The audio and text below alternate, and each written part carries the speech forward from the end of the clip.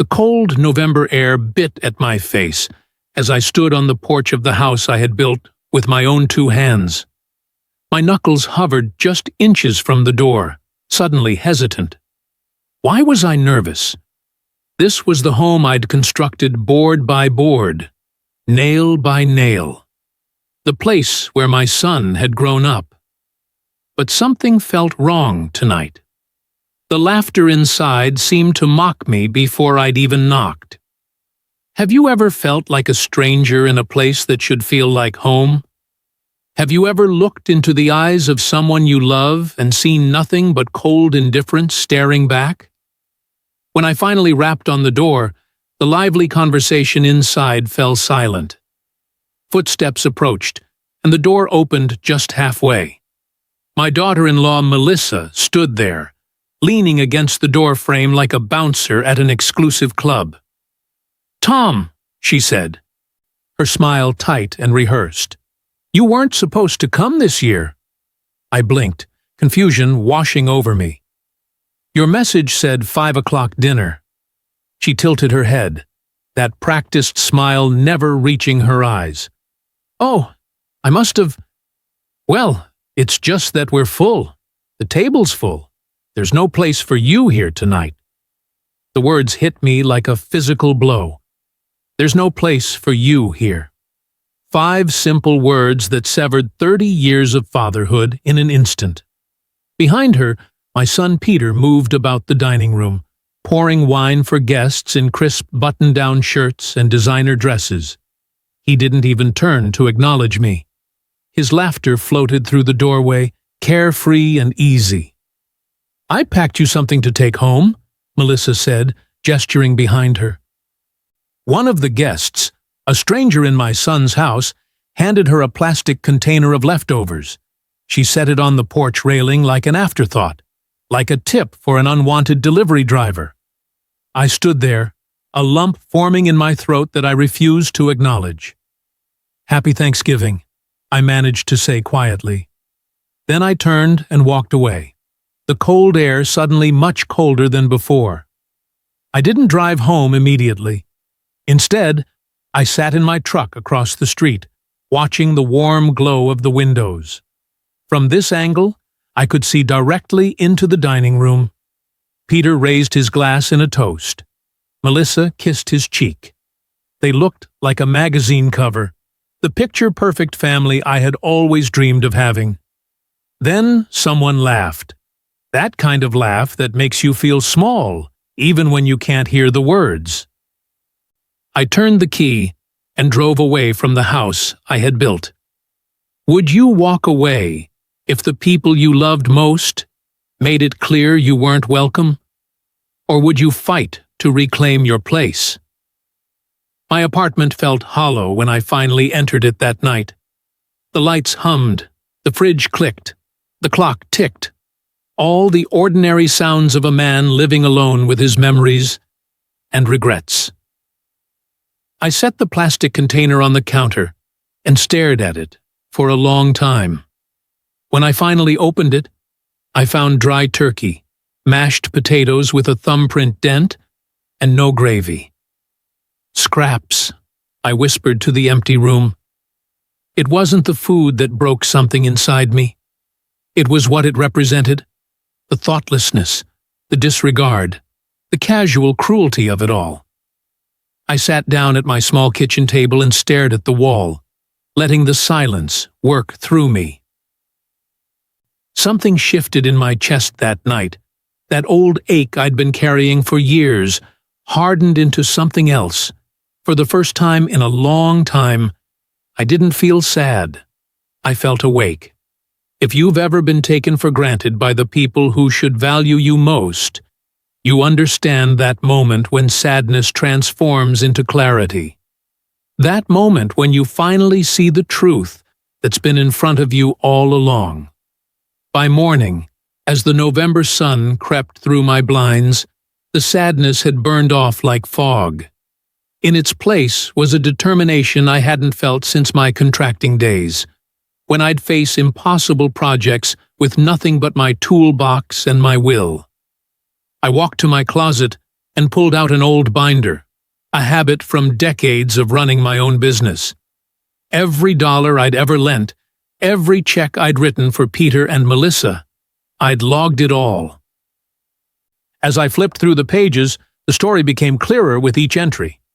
$15,000 for their down payment, $8,000 for home renovations, $22,000 for Peter's startup that never launched, $9,500 to bail out Melissa's boutique when it failed.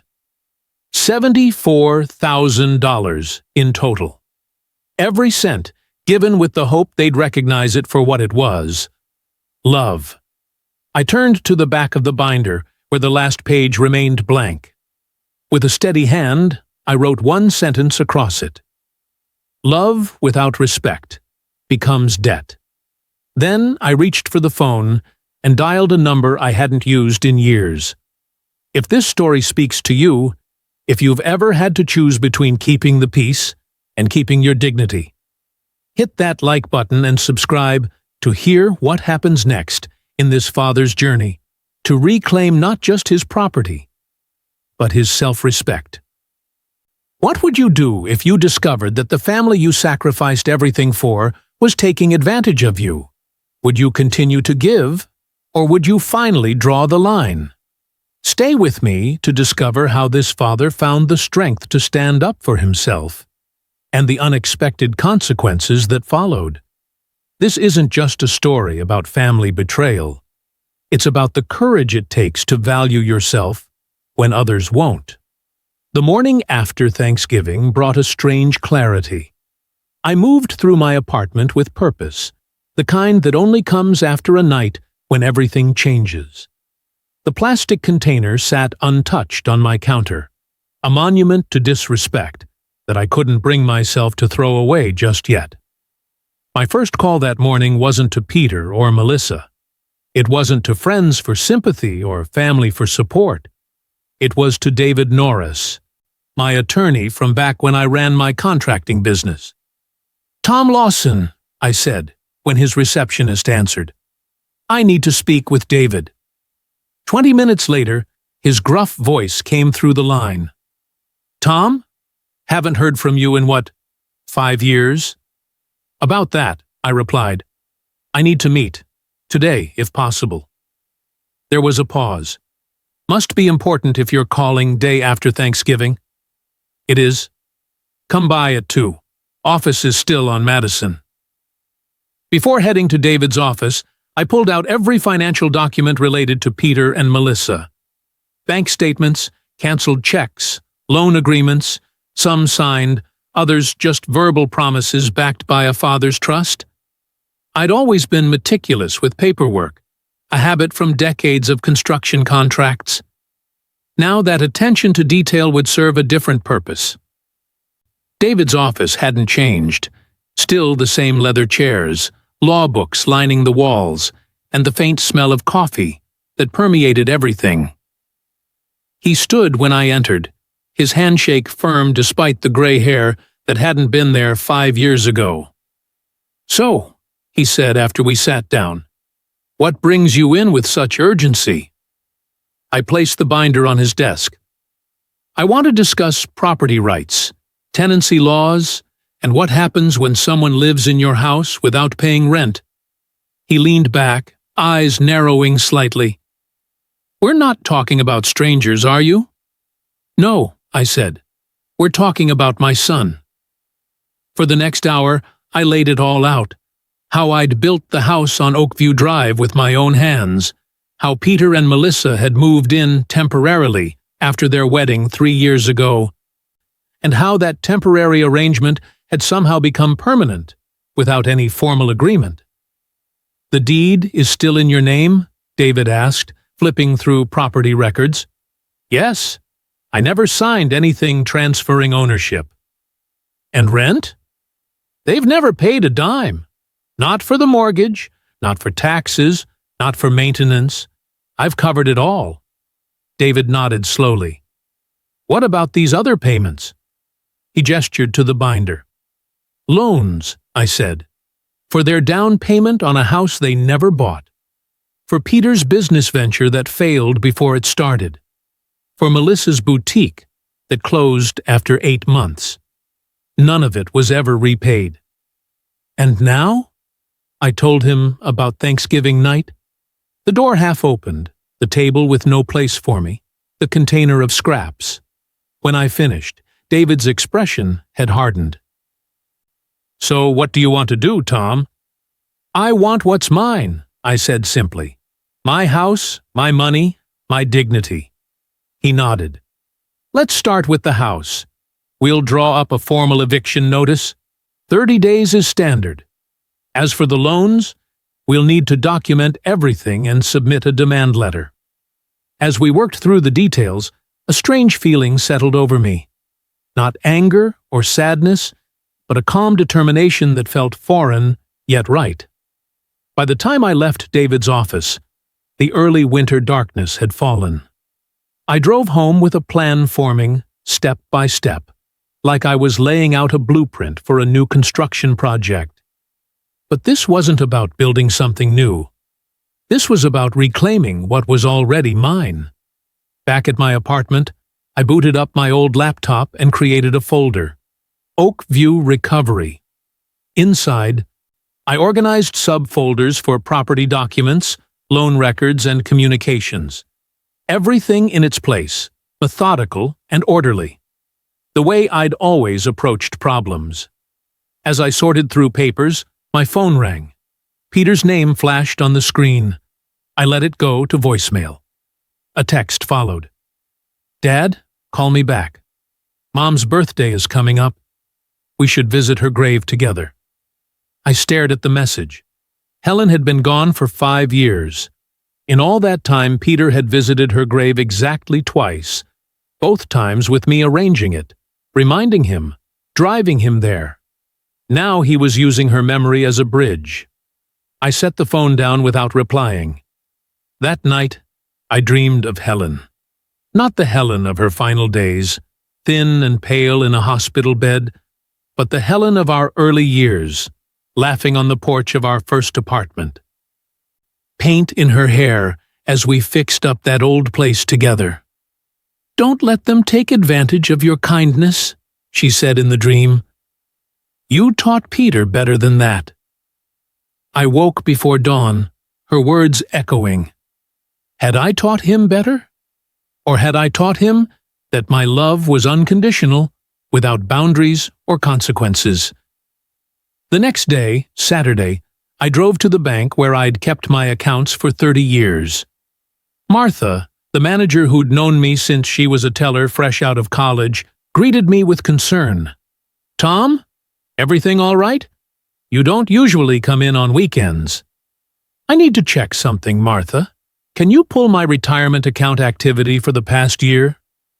10 minutes later, we sat in her office as she turned the computer screen toward me. "Here's all the activity on your retirement fund.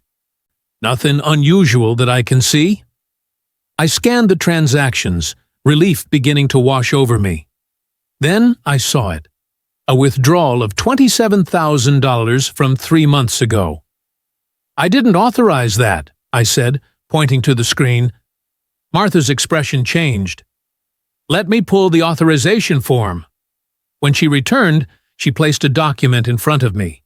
There at the bottom was my signature, except it wasn't mine. Close, but not the way I looped my L or crossed my T. "Someone forged my signature," I said, my voice surprisingly steady. Martha's face drained of color. "Tom, I'm so sorry. We'll need to report this to our fraud department immediately." "I'd like copies of everything first," I said, "and I'd prefer to handle this my way before involving your fraud department." She hesitated, then nodded. "I understand. But we'll need to freeze the account to prevent further withdrawals." "That's fine." As I walked to my truck with the copies, a cold anger settled in my chest. Not just at the betrayal, but at myself, for being so trusting, so willfully blind to what had been happening. Back at my apartment, I added the bank documents to my growing file. Then I called David again. "We've got another problem," I said when he answered. "Someone forged my signature and withdrew $27,000 from my retirement account." "And you think it was Peter?" "The money went into a joint account under his and Melissa's names." The line went quiet for a moment. "This changes things, Tom. Forgery and identity theft are criminal matters, not just civil." "I know," I said. "Are you prepared to pursue that? It could mean criminal charges for your son." I thought of Helen, of what she would say. I thought of the house I built, the money I earned, the life I'd worked for. I thought of the plastic container with its scraped leftovers. "Yes," I said, "I'm prepared." "Then we'll need to contact the police," David said. "But first, we should gather every piece of evidence, bank records, the forged document, any communications that might be relevant. I'll have it all ready tomorrow." That evening, I sat at my kitchen table with a legal pad, writing out a timeline of events. Every loan, every conversation, every broken promise. The pattern was clear now, visible in a way it hadn't been before. Each act of generosity on my part had been met with an increasing sense of entitlement from Peter and Melissa. As I wrote, something shifted inside me, the last remnants of guilt or hesitation falling away. This wasn't just about money or property. This was about consequences, about teaching a lesson I should have taught long ago. My phone buzzed again. Another text from Peter. "Dad, you're worrying me. Call back." I added the text to my timeline and continued writing. By Monday morning, I had a complete file ready, organized, documented, irrefutable. Before heading to David's office, I made one last entry in my journal. Today, I stop being a doormat and start being a father again. Real love includes accountability. It's time Peter learned that lesson, even if it comes too late for our relationship. Some prices are worth paying for self-respect. I closed the journal, gathered my files, and walked out the door with the certainty of a man who had finally found his backbone after years of bending to keep the peace. The awakening wasn't just about discovering Peter's betrayal. It was about discovering my own role in allowing it to happen, and my power to make it stop. The certified letters went out on Tuesday morning. I watched the postal workers scan them, making them official. There's something final about certified mail. It can't be ignored, can't be dismissed as a misunderstanding. It demands acknowledgement. "Both going to the same address?" the postal clerk asked. "Yes," I replied. "Husband and wife. They both need to receive this." I'd decided to send separate notices to Peter and Melissa. David had advised it, legally stronger, he said, to ensure neither could claim they hadn't been properly notified. Inside each envelope, a formal 30-day notice to vacate the property at 172 Oakview Drive, the house I built, the home they'd claimed as their own. Walking out of the post office, I felt lighter somehow. Not happy.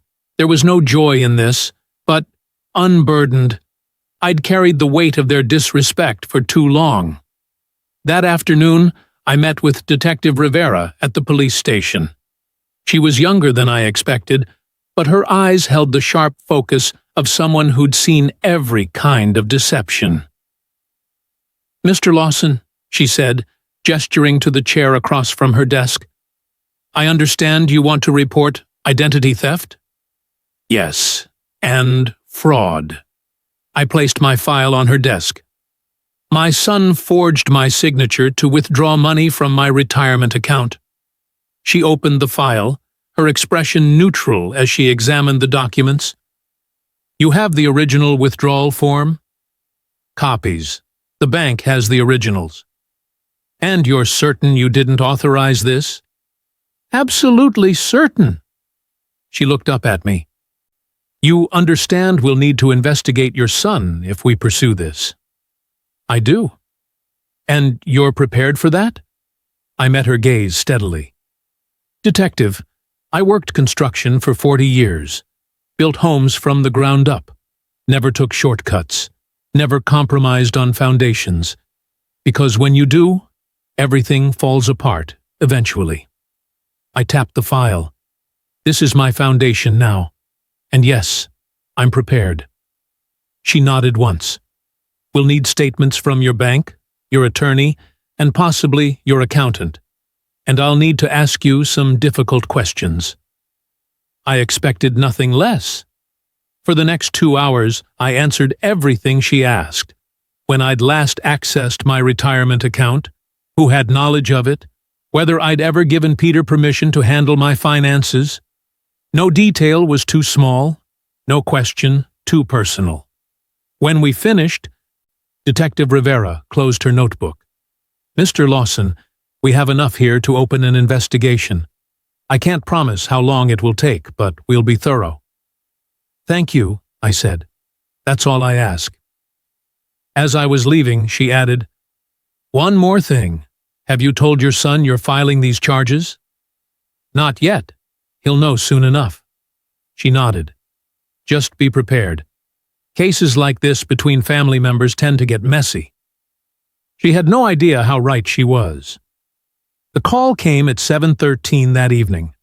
My phone exploded with Peter's ringtone as I was finishing a simple dinner of soup and sandwich. I answered on the third ring. Hello, Peter. Dad? His voice was tight, controlled anger vibrating through the single syllable. What the hell is this? It's a notice, I said calmly. You have 30 days to vacate my property. Your property? We've been living here for 3 years. Without paying rent? Without my name being removed from the deed? It's still my house, Peter. You're evicting your own son? Over what? Not getting an invitation to Thanksgiving dinner? The dismissive way he framed it, as if I were a petulant child throwing a tantrum, nearly broke my composure. But I took a breath, steadied myself. No, I said. I'm reclaiming what's mine after years of being taken advantage of. Taken advantage? I heard the rustle of the phone being grabbed, then Melissa's voice cut in, sharp and cold. Tom, this is ridiculous. You're punishing us because you weren't invited to dinner? I stayed quiet for a moment, letting the accusation hang in the air. No, I said finally. I'm punishing myself for waiting this long. What is that supposed to mean? She demanded. It means exactly what the letter says. You have 30 days to find a new place to live. You can't do this. Peter was back on the line. We're family. Family respects each other, I said. Family doesn't forge signatures to steal retirement funds. The line went silent. Yes, I continued. I know about the $27,000 you took from my account. The police know, too. The police? Peter's voice had changed, the anger giving way to something else. Fear. Dad, you called the cops on me? You committed a crime, Peter. Several, actually. It was a loan. I was going to pay it back. Then why forge my signature? Why not just ask me? Silence again. You have 30 days, I repeated, and I suggest you start making arrangements to pay back what you've stolen. I ended the call before either of them could respond. My hand trembled slightly as I set the phone down, not from doubt, but from the sheer force of emotions I'd held back. For so long, I'd convinced myself that keeping the peace was worth any price. Now I realized that peace built on exploitation wasn't peace at all. It was surrender. The next morning, I woke to find my phone flooded with notifications. Friends, neighbors, even distant relatives, all asking variations of the same question. Is it true you're throwing Peter and Melissa out of their home? Confused, I opened Facebook. There it was, posted just after midnight. Melissa's perfectly crafted message of victimhood. It breaks my heart that my husband's father is throwing us out of our home. We've done nothing but love and care for him since his wife passed. How can family do this right before Christmas? The comments poured in beneath it. That's so cruel. How could a father do that to his own son? You should go to the local news. I scrolled through dozens of sympathetic responses, each one painting me as the villain in their carefully constructed narrative. What struck me wasn't the lies. I expected those. It was how effectively they'd flipped the story, transforming their years of taking into a fiction where they were the generous caretakers of a bitter old man. David called mid-morning. "Tom, have you seen the social media posts?" "Just now." "We should respond with facts. Set the record straight." I thought about it for a moment. No, I won't fight emotion with explanation. But people are getting a completely false impression. Let them, I said. The truth doesn't need an audience to be true. Instead of engaging online, I took screenshots of everything, every post, every comment, every accusation. I added them to my growing file of evidence. If they wanted to make this public, they'd only given me more ammunition. By afternoon, the first text messages started arriving from people I hadn't spoken to in years. "Tom, how could you do this to your own son? I thought you were better than this. Pete and Melissa have always spoken so highly of you." I didn't respond to any of them. What was the point? They'd already decided who I was based on a carefully edited version of events. The doorbell rang around 4 o'clock. I opened it to find Margaret Wilson, my next-door neighbor from Oakview Drive, the house I still owned but hadn't lived in for years. "Tom," she said, her expression a mixture of concern and judgment. "I just wanted to check on you. Everyone's talking about, well, you know." "Hello, Margaret. Would you like to come in?" She seemed surprised by the invitation but stepped inside. I offered her coffee, which she accepted with visible discomfort. "Tom," she began again once we were seated, "I've known you and Helen for 20 years. This doesn't seem like you." "What have you heard?" "That you're evicting Peter and Melissa because of some family disagreement. That you've become bitter since Helen passed." I nodded, sipping my coffee. "And you believed that?" She shifted in her seat. "I don't know what to believe. That's why I'm here." I set down my cup. "Margaret, do you remember when I built that house?" "Of course." "You worked on it evenings and weekends for over a year." "Did Peter help?" She frowned slightly. "Not that I recall." "He didn't. Not one nail. When he and Melissa moved in after their wedding, it was supposed to be for 6 months while they saved for their own place. That was 3 years ago. They've never paid rent, never contributed to the mortgage or taxes." Her eyes widened. "I had no idea. Few people do. They prefer it that way." I didn't tell her about the stolen retirement funds or the forged signature. Some details weren't for public consumption, even with neighbors I trusted. Margaret left an hour later, her perspective visibly shifted. She wouldn't spread gossip on my behalf. She wasn't that type. But at least one person now questioned the narrative being built against me. It was a small victory, but it mattered. Because this wasn't about winning public opinion. This was about standing firm in my truth, regardless of how they tried to twist it. That evening, I received a call from an unfamiliar number. "Mr. Lawson, this is Ryan Matthews from Channel 8 News. We're doing a story on housing issues during the holidays, and your daughter-in-law reached out to us about your situation."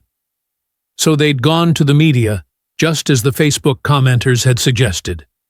"Mr. Matthews," I said calmly, "I have no comment at this time, but I suggest you investigate all angles of this story before airing anything potentially defamatory." Are you threatening legal action against our station? I'm suggesting due diligence. Good evening. I hung up and immediately called David to warn him about the potential news story. He promised to send a cease and desist letter to the station first thing in the morning. As I prepared for bed that night, I realized something unexpected. I wasn't angry anymore. I wasn't even hurt. I felt clear, focused, unburdened by the need to make others understand or approve of my choices. For the first time in years, I was acting from a place of self-respect rather than fear of being alone. And that, more than any legal victory, felt like true liberation. The police investigation moved quickly. Detective Rivera called me on Friday morning, just 3 days after I'd filed the report. Mr. Lawson, we've verified the signature on the withdrawal form was forged. The bank's fraud department confirmed it doesn't match your signature on file. What happens next? I asked. We're building the case. The district attorney will review it early next week. In the meantime, I'd advise you to limit contact with your son. Anything you say to him could potentially complicate matters.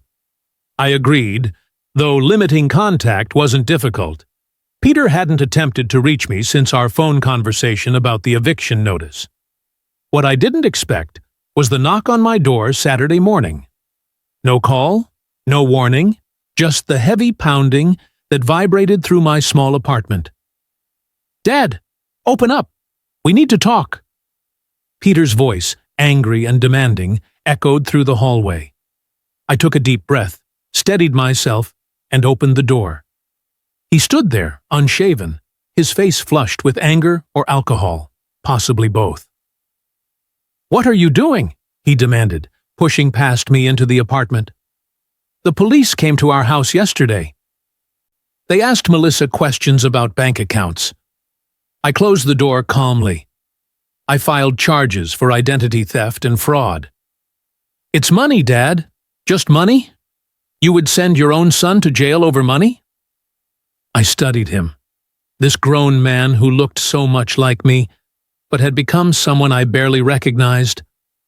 It's not about the money, I said quietly. It's about the betrayal, the disrespect, the years of taking without gratitude. He paced the small living room, running his hands through his hair. So what? This is some kind of lesson? Teaching me a lesson by destroying my life? No, Peter. This is consequences. Something you should have faced long ago. He stopped pacing and pointed his finger at me. You've lost your mind. Mom would never have... Don't! I cut him off sharply. Don't use her memory to excuse what you've done. He froze, and something flickered behind his eyes. Not guilt, just the fear of losing control of the situation. You'll regret this, he said, his voice low. When this is over, and you're all alone, you'll regret choosing money over family. I already regret, I replied, waiting this long to value myself. I opened the door, a clear signal our conversation was finished. He walked out without another word, his shoulders rigid with anger. As I closed the door behind him, I realized I felt nothing. No pain, no doubt, no second thoughts. Just a calm certainty that I was finally doing what needed to be done. On Monday, Detective Rivera called again. The DA has reviewed your case, Mr. Lawson. They're moving forward with charges. Your son will be served with a formal complaint within the next few days. Thank you, I said. Will there be a trial? Possibly. But most cases like this end with a plea agreement, especially when the evidence is as clear as yours. That evening, I received a text from Melissa. How could you do this to your own son? We're trying to start a family. Think about your future grandchildren. I didn't respond. The manipulation was so transparent now, using unborn grandchildren as emotional leverage. A year ago, it might have worked. Now, it just confirmed I was doing the right thing. 2 days later, David called. "Tom, we've received a settlement offer from Peter's attorney." "He hired an attorney already?" "Yes, Jeffrey Martin. We've opposed each other a few times. He's good, but he knows they're in a weak position." "What's the offer?" "They'll move out within 60 days instead of 30. They'll repay the $27,000 over 5 years with minimal interest, and they want you to drop the criminal charges." I considered it for a moment. "No deal. They can have 45 days to move, not 60. Full repayment within 2 years, not 5. And the criminal charges stay." "They won't agree to that," David warned. "Then we'll see them in court." Sure enough, Peter's attorney rejected our counteroffer. The eviction process would continue as planned, and the criminal case would move forward. What I didn't anticipate was the local newspaper picking up the story.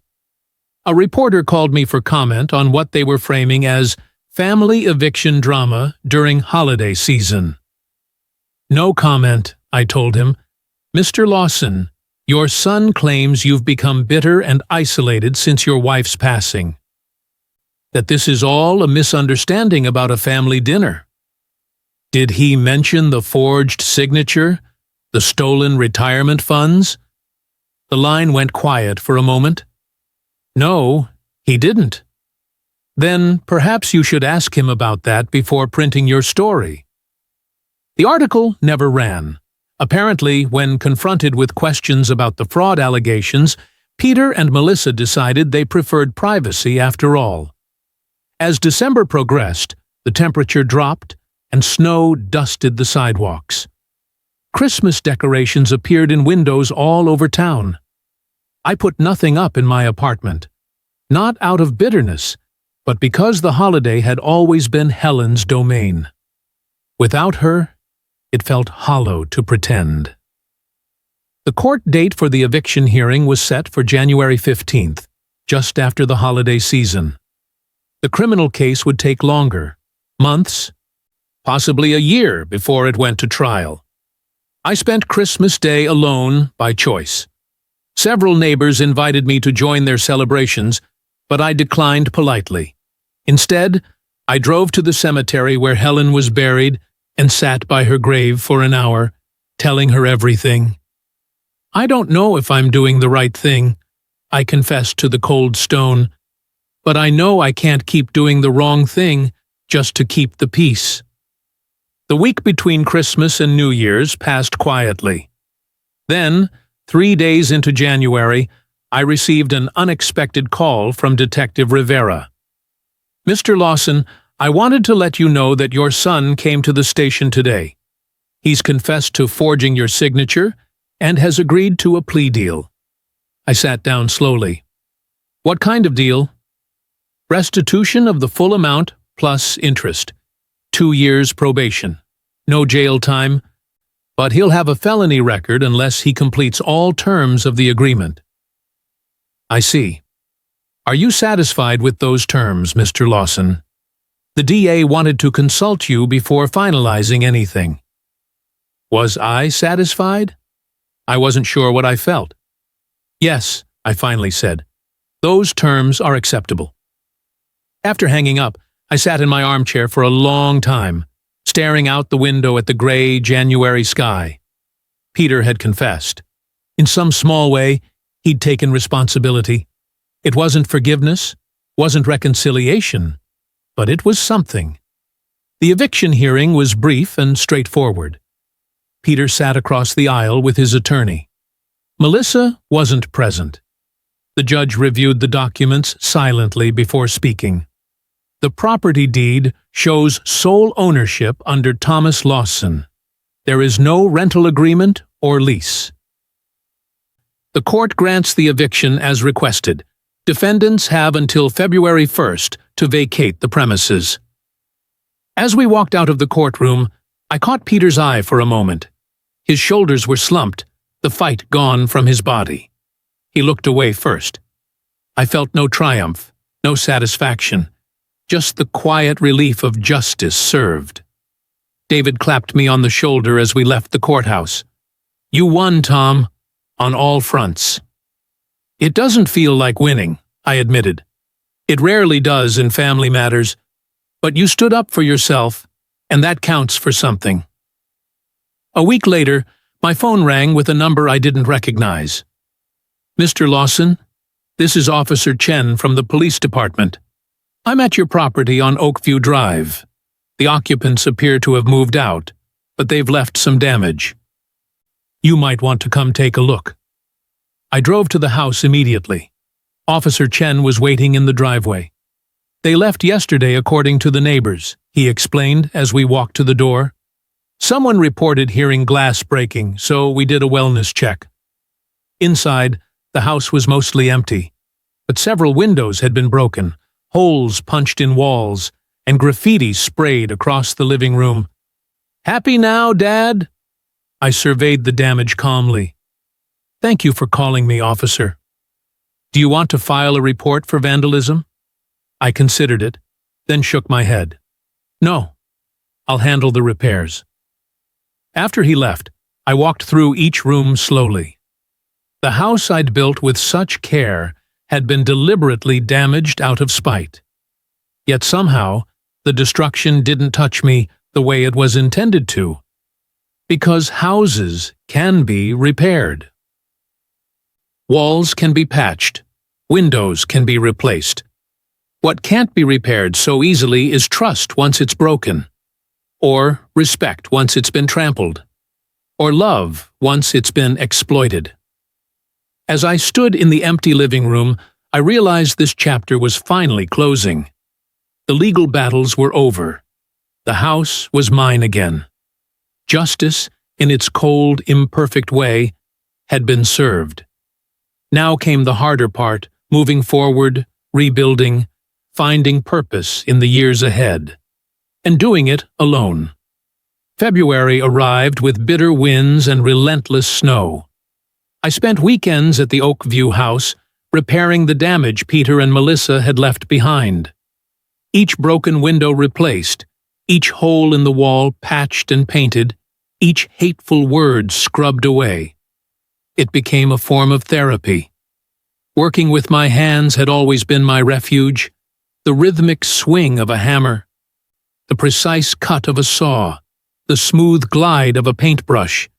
These simple actions reconnected me to who I was before all the betrayal, before the loneliness, before I'd allowed myself to become a doormat in exchange for scraps of affection. "You're doing good work here," said James, the glass installer who helped with the windows. He was a younger man, mid-30s maybe, with the calloused hands of someone who knew honest labor. Most folks would have hired everything out. "I built this place," I told him. "Seems right. I should be the one to heal it." He nodded, understanding the sentiment without needing explanation. As we finished setting the last pane, he asked, "You moving back in?" I paused, realizing I hadn't actually decided. "Not sure yet." "Well, it's a fine house. Be a shame to leave it empty." That evening, I sat on the bare floor of the living room, surrounded by the smell of fresh paint and new wood, and considered my options. I could move back in, sell the place, or rent it out. Each choice represented a different kind of future. My phone rang, interrupting my thoughts. An unfamiliar number. "Hello? Mr. Lawson? This is Melissa." I sat up straighter, instantly alert. "Melissa." Her voice trembled slightly. "I left Peter. Last week. I wanted you to know. Of all the things I'd expected, this wasn't one of them." "I see." "I had no idea what he was doing," she continued, words rushing out. "About the money, the forgery. I swear I didn't know." I remained silent, neither accepting nor rejecting her claim. When the police started asking questions, he finally told me everything. Not just the retirement account, but other things too. Credit cards in your name. Loans he never intended to repay. "Why are you telling me this?" I asked. "Because I was wrong. she said simply. That night at Thanksgiving, I was wrong to treat you that way. To act like you didn't belong in our home, your home. I closed my eyes, remembering the plastic container of scraps, the door half opened, the table with no place for me. Where are you now? My sister's place in Greenville. I'm looking for work. And Peter? I don't know. He left after the police came, said he needed space. Hasn't called me since. I absorbed this information silently. Then, why did you leave him, Melissa? Really? The line went quiet for several seconds. Because when I saw how easily he could lie to you, his own father, I realized he could just as easily lie to me. And he had been, for years. I believed her. The fear in her voice sounded genuine this time. I don't expect forgiveness, she added. I just wanted you to know I'm sorry for what I said that night. You were protecting what you thought was love, I said. I understand that. I don't deserve your understanding. Maybe not yet, I replied, but maybe someday.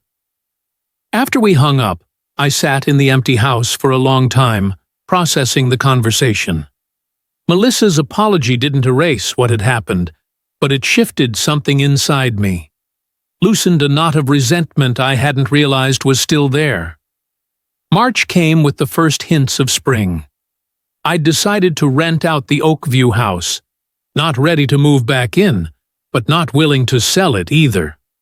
A young family signed a lease, their excitement at finding such a well-built home warming something in me that had been cold for too long. With the house settled, I found myself adrift. Retirement had never suited me well, and now, with the legal battles over, I had too much empty time to fill. One morning, while reading the local paper, a small advertisement caught my eye. Volunteers needed. Veterans Carpentry Program. Share your skills. Make a difference. I called the number that same day. By the end of the week, I was in a workshop at the community center, surrounded by half a dozen veterans learning to build simple furniture.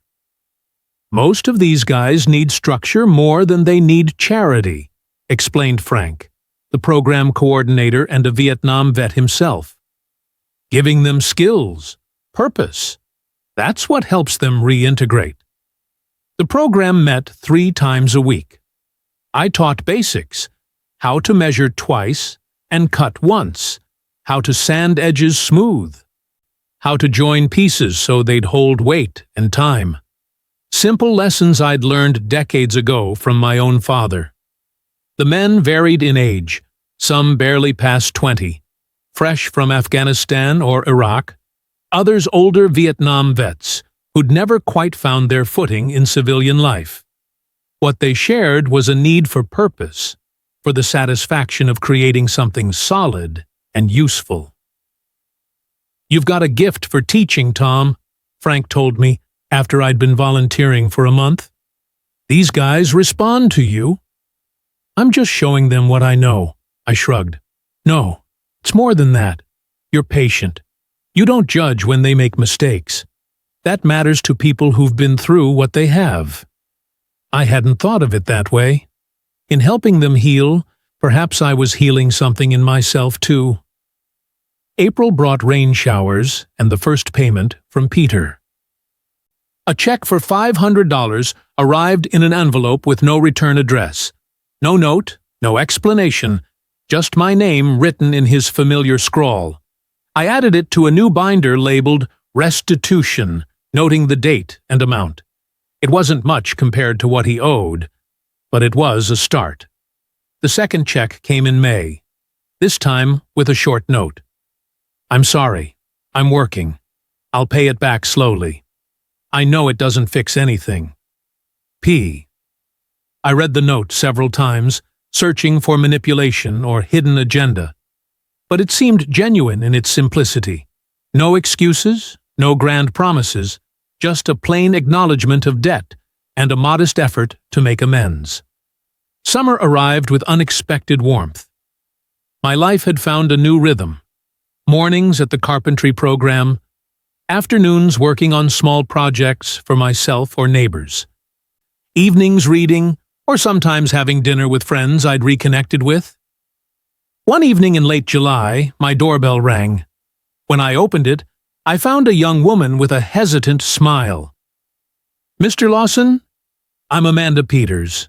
My husband and I are renting your house on Oakview." "Of course. Is everything all right with the property?" "Yes, everything's wonderful. Actually, that's why I'm here." She handed me a pie, still warm. "I wanted to thank you for allowing us to make some small changes to the garden. The roses are blooming beautifully now." I accepted the pie with surprise. "You didn't have to do this." "We wanted to. That house. There's so much care built into it. We can feel it. My husband says whoever built it must have loved deeply." Her words caught me off guard. "I built it," I said, "for my wife and son." Her eyes widened. "Then I'm doubly glad I brought the pie. Would you like to come see the garden sometime? The changes we've made?" I found myself nodding. I'd like that. The visit to Oakview the following weekend was strange at first, seeing others living in the space I'd created. But Amanda and her husband, Daniel, had filled it with a warmth and joy that healed the bitter memories of my last months there.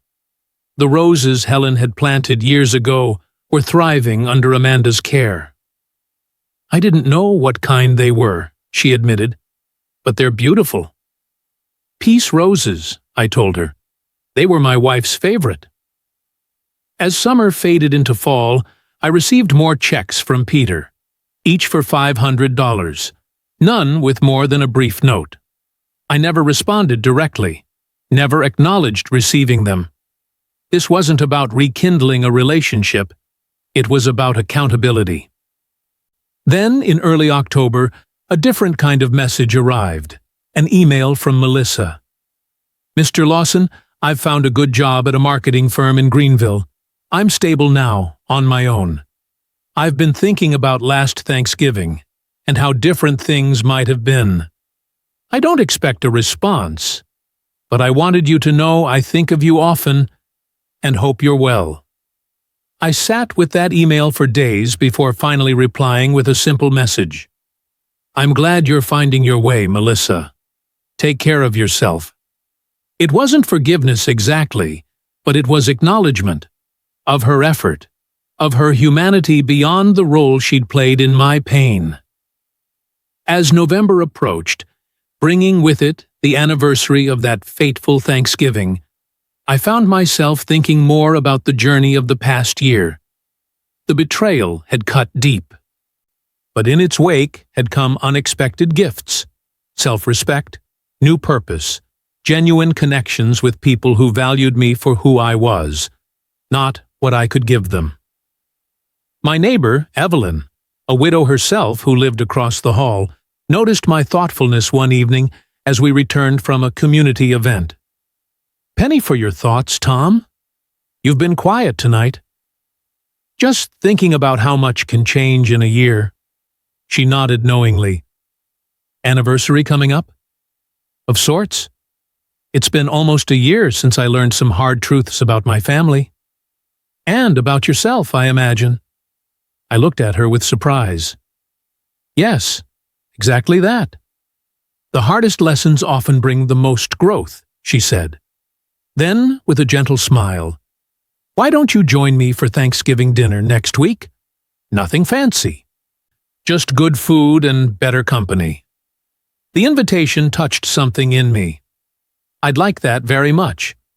And so, exactly 1 year after being told there was no place for me at my son's table, I found myself helping set a new table, in a new home, with someone who had simply and genuinely wanted my company.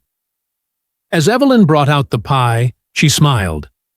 "You know, Tom, you didn't have to accept my invitation. You could have chosen to spend this day alone." "I did choose," I said. "This year, I'm choosing different."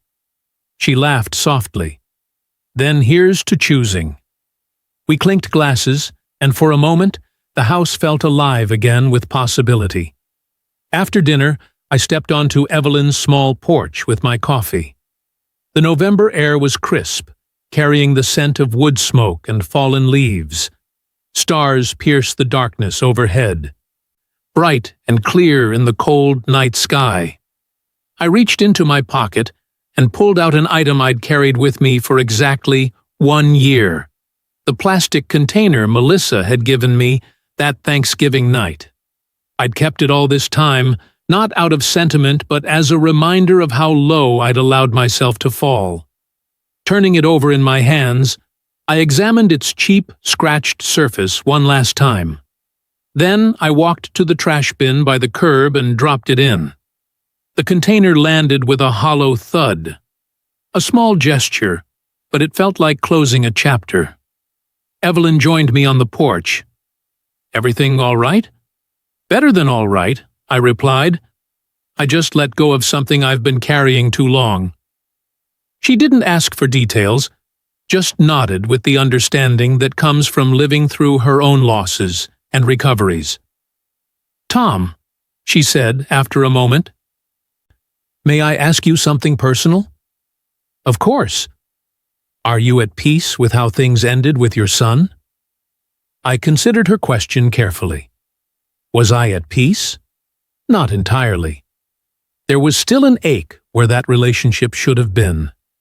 But it was different now. A clean pain, not the infected wound of ongoing exploitation. "I'm at peace with my decisions," I finally answered, "with standing up for myself when it mattered. The rest, I'm still working on that." She nodded. "Healing isn't a straight line, is it?" "No," I agreed. "More like building a house. Some days you make progress. Other days you hit unexpected problems. But if the foundation is solid, you keep going." "And what was your foundation through all this?" I thought about it. Self-respect. The knowledge that I deserve better than to be someone's ATM or doormat. That real love, whether in family or friendship, includes mutual respect. "That's a lesson many never learn," she said quietly. We stood in companionable silence, watching our breath cloud in the cold air, until she shivered slightly. "Let's go back inside," I suggested. "It's getting cold out here." December brought snow and holiday decorations throughout the neighborhood. For the first time since Helen's passing, I put up a small tree in my apartment. Not out of obligation or habit, but because I wanted to mark the season, to acknowledge that life continues and can still hold joy. At the Veterans Carpentry program, we focused on making simple wooden toys for a children's hospital.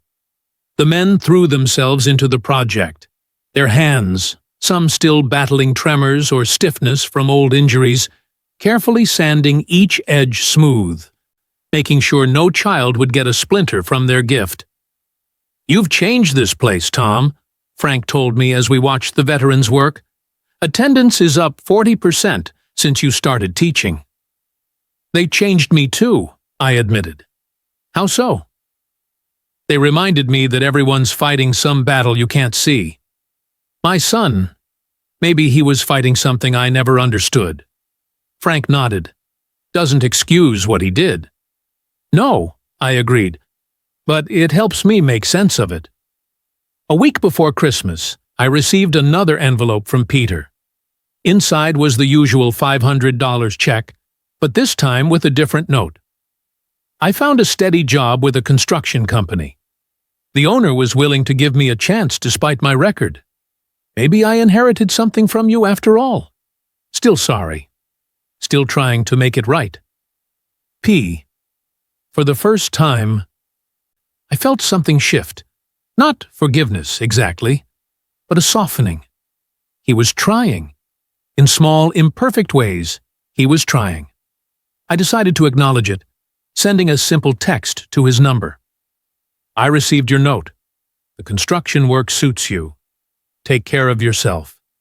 He didn't respond, and I hadn't expected him to. Some bridges take a long time to rebuild, if they can be rebuilt at all. January passed in a blur of winter projects. I'd started teaching an evening woodworking class at the community college, in addition to my volunteer work. Having purpose again, sharing skills I'd spent a lifetime developing, brought satisfaction I hadn't felt in years. One evening after class, a student stayed behind to ask questions about joinery techniques. As we talked, he mentioned he was rebuilding his life after addiction. "My family's given up on me," he admitted. "Can't blame them. I burned those bridges pretty thoroughly." "Bridges can be rebuilt," I found myself saying, "if both sides wanted enough." He looked at me curiously. "You sound like you know something about that." "I do," I said. "From both sides of the bridge." In February, Amanda called to invite me to dinner at the Oakview house. "We've finally finished renovating the kitchen," she explained. "We'd love for you to see it." Walking into my old home, now filled with another family's life, was no longer strange. It felt right somehow. The house was fulfilling its purpose, sheltering a family who appreciated it. The kitchen renovation was tasteful, modernizing without destroying the character I'd built into the room. As Amanda showed me around proudly, her young daughter tugged at my pant leg. "Did you really build this whole house?" she asked, eyes wide. I knelt down to her level. "I did. With these hands." "That's like magic," she whispered. "No," I smiled. "Just hard work and patience. The best things usually take time." In March, I received a different kind of message from Melissa, an invitation to coffee. After considering it for several days, I agreed to meet at a neutral location, a cafe downtown. She looked different when she arrived, more confident somehow, her smile more genuine than I remembered. "Thank you for meeting me," she said as we sat down. "I wasn't sure you would." "I wasn't either," I admitted. "I want to apologize properly," she began, "face to face. What happened last Thanksgiving, the way I treated you, it was unforgivable." "Why did you do it?" I asked, the question I'd carried for so long. She looked down at her coffee. "Because Peter told me you were trying to control us through money, that you held the house over our heads, that you expected constant gratitude for every penny." She shook her head. I believed him, because it was easier than seeing the truth. Which was that we were taking advantage of you, that he was stealing from you, that our whole life was built on lies. We talked for nearly 2 hours, filling in the gaps of the past year. She'd found therapy helpful, was rebuilding her life piece by piece. She'd heard from Peter occasionally. He was still working construction, still making minimum payments on what he owed. "Do you think you'll ever reconcile with him?" she asked as we prepared to leave. "I don't know," I said honestly. "That would require more than money. It would take real change, real accountability." "For what it's worth," she said, "I think losing you was the wake-up call he needed. He talks about you differently now, with respect." I nodded, not committing to anything but acknowledging her words. As spring bloomed, bringing new life to gardens and parks, I felt my own renewal continuing. The bitterness that had once threatened to consume me had faded, replaced by a quieter wisdom. I'd learned painful lessons about boundaries, about the difference between generosity and enabling, about the courage it takes to value yourself when others won't. In April, I found a small package in my mailbox. Inside was a handcrafted wooden box, small but perfectly made, with dovetail joints and a hand-rubbed finish. A note accompanied it. "Made this in a class I'm taking. Thought you might recognize the craftsmanship, even if it's not perfect yet. Peter." I examined the box carefully. The joints weren't perfect. The finish had a few flaws, but the effort was evident. It represented hours of careful work, attention to detail, patience, all the things I'd tried to teach him as a boy. I placed the box on my mantel, a visible reminder that people can change, can grow, can learn, even when the lessons come late and at great cost. By the time summer arrived again, nearly 18 months had passed since that painful Thanksgiving night. The legal issues were settled, the financial wounds slowly healing, the emotional scars fading to pale lines that only occasionally ached. One evening in June, as I sat on my balcony watching the sunset, Evelyn joined me with 2 glasses of iced tea. "You seem content these days, Tom," she observed, handing me a glass. "I am," I realized. "Not in the way I expected to be at this stage of life, but content, nonetheless. Because of all you've rebuilt?" I thought about her question, about the classes I taught, the veterans I mentored, the friendships I'd formed, the tentative peace I'd made with my past. "No," I said finally, "because of what I refuse to keep building on a broken foundation. Sometimes the bravest thing isn't perseverance. It's knowing when to walk away." She nodded thoughtfully. "And what would you tell someone going through what you experienced? Someone being used by the people who should love them most?" I gazed at the horizon, where the sun painted the sky in shades of gold and crimson. I'd tell them that love without respect becomes debt, that generosity without boundaries becomes exploitation, that sometimes the kindest thing you can do for yourself and others is to say, "Enough." "And about forgiveness?" she asked. "That it's not a gift you give someone else, it's a choice you make for yourself when you're ready. Not to erase what happened, but to free yourself from its grip." She raised her glass. "To freedom, then." "To freedom," I agreed, "and to the courage it takes to claim it." As twilight deepened around us, I felt at home, not in a building, but in myself, in the man who had finally learned that self-respect isn't selfishness, that boundaries aren't walls, and that sometimes the family you need isn't the one you were born into, but the one you choose along the way. The plastic container was long gone, but its lesson remained. I would never again accept scraps from a table where I helped provide the feast. And in that knowledge, I had found not just healing, but triumph. If this story touched you, if it made you think about the relationships in your own life and the balance between giving and self-respect, please hit that like button. Share this with someone who might need to hear that it's okay to set boundaries, even with family.